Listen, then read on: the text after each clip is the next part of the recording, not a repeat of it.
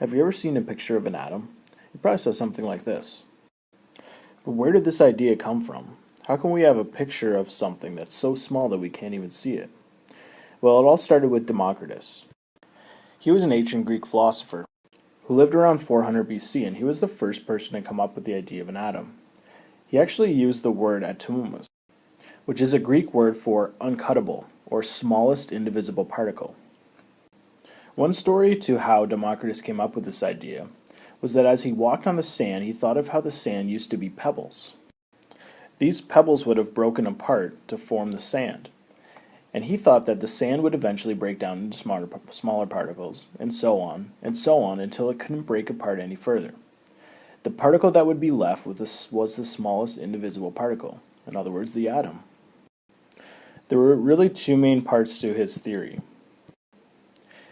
Atoms are indivisible, and they are also indestructible. Democritus was far ahead of his time, but his idea lacked experimental evidence and was simply based on reason. At the same time Democritus lived, there was another popular idea to what matter was made of. This idea was proposed by Aristotle.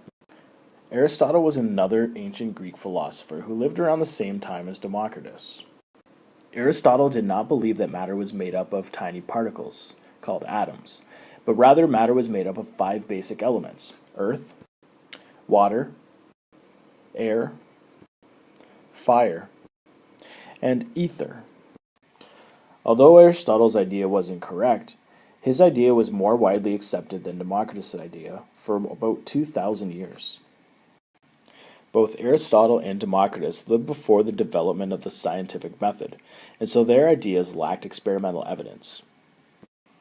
It wasn't until the early 1800s that a man named John Dalton developed the atomic theory that would be based on his experimental evidence and observations. John Dalton was an English school teacher who studied gases. He studied how gases combine, react, move, change with temperature and pressure, and through his research he developed his idea called the atomic theory. Dalton's theory has 5 main postulates. First, he said, all matter is composed of atoms.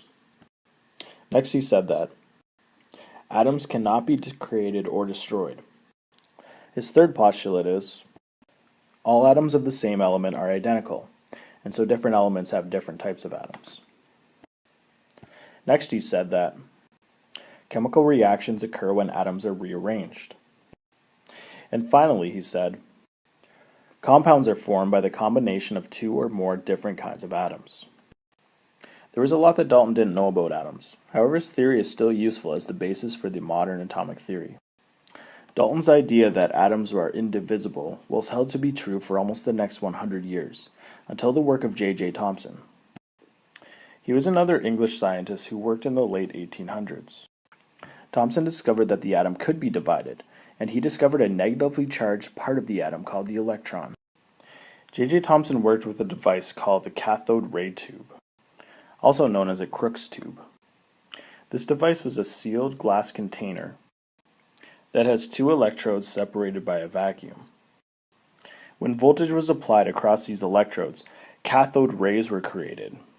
In other words, a stream of electrons that would move across the glass tube. When the particles struck the other end of the tube, a glowing patch was created, thus visualizing where the particles were.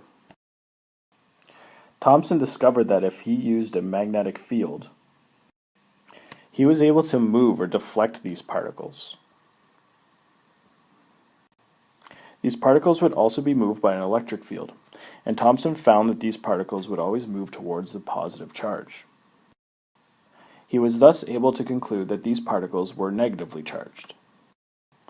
Thomson revised the atomic theory to include these particles. He called his theory the plum pudding model.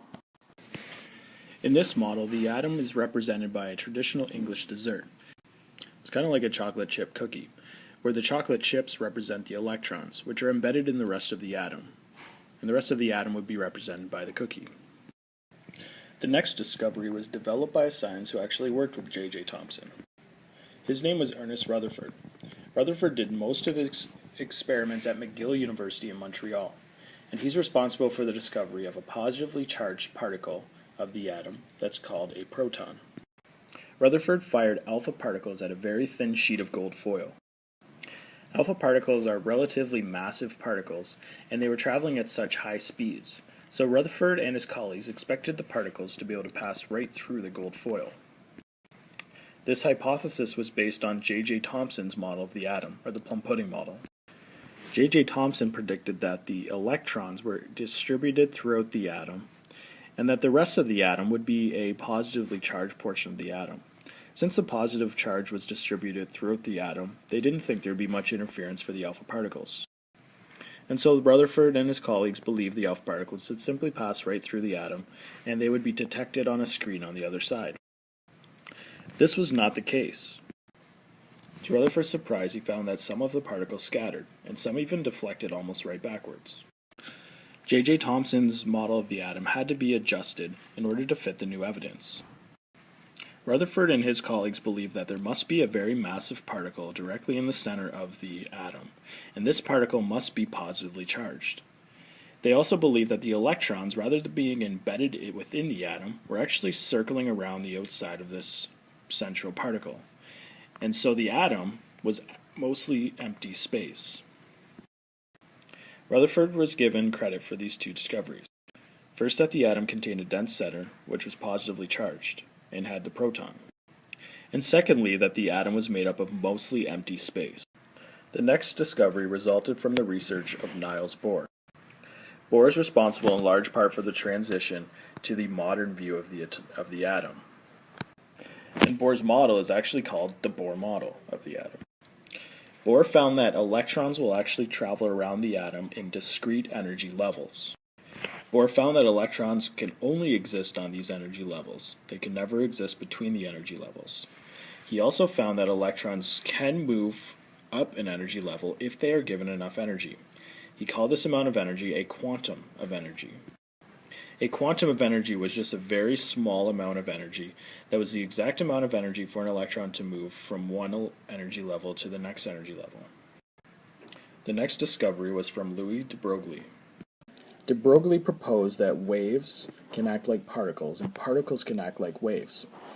De Broglie suggested that electrons are better described as waves, rather than as particles. This was significant because we can describe the energy of an electron better by looking at its wavelength, rather than just its mass and velocity. De Broglie paved the way for other scientists to expand on his idea of describing the electrons as waves. Werner Heisenberg proposed that one of the implications of electrons behaving like waves is that you cannot know both the speed and position of an electron at the same time. This is called the Heisenberg uncertainty principle. Erwin Schrödinger developed a mathematical equation to show where electrons are located around the central nucleus of an atom. Since electrons behave like waves, and we cannot know precisely where they are located like Heisenberg has told us, we cannot pinpoint the electrons to specific rings like in the Bohr model. Schrödinger showed us with his wave equation that we can only know regions of probability of finding an electron. And we call this the electron cloud model. Finally, there was James Chadwick. Chadwick was responsible for the discovery of the neutron. We now know that the neutrons are located in the nucleus of the atom, along with the protons. And thanks to the work of the other scientists, we know the electrons are found around the nucleus in an electron cloud. And that's the atom.